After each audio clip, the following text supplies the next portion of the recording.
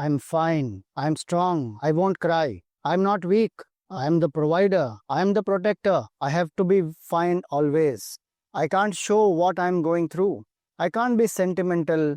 These are the stereotypes and bondages, shackles that we have created for ourselves as men. It's high time that we drop this baggage. In this month, when we celebrate men's mental fitness, let's look into our scriptural literature.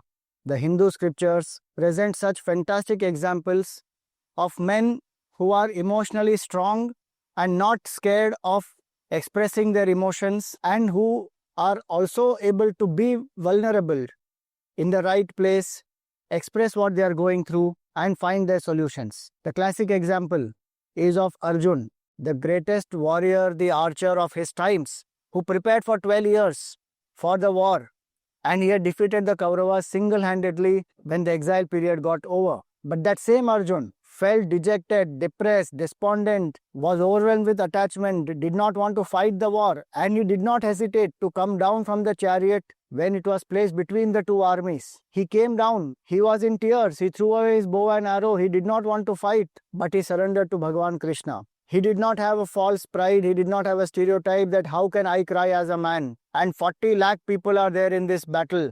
Both the sides, they are watching me. How can I cry? How can I become weak? How can I break down at this moment? He was true to himself. Arjun means being straightforward.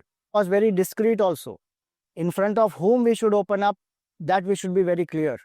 It's not that in front of everybody we open up and make ourselves absolutely vulnerable and get exploited. In Valmiki Ramayana, we see that when it was announced that Ramji would be made the prince the next morning, and he started making all the preparations, and suddenly he is called.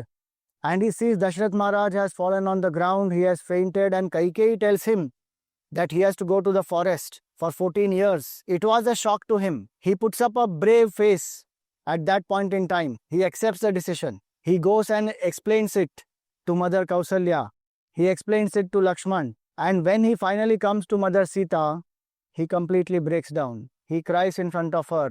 He is not able to understand why this has to happen to him. He doesn't again have a false prestige that, I have to be always equanimous and no matter what happens, I should be only having a straight face. Numerous such examples are there where our scriptures teach us that we as men also have emotions. We are human beings first. We must learn the art of accepting our emotions, expressing the emotions, be clear in front of whom we will express what, and find our solutions. Share more such examples in the comments.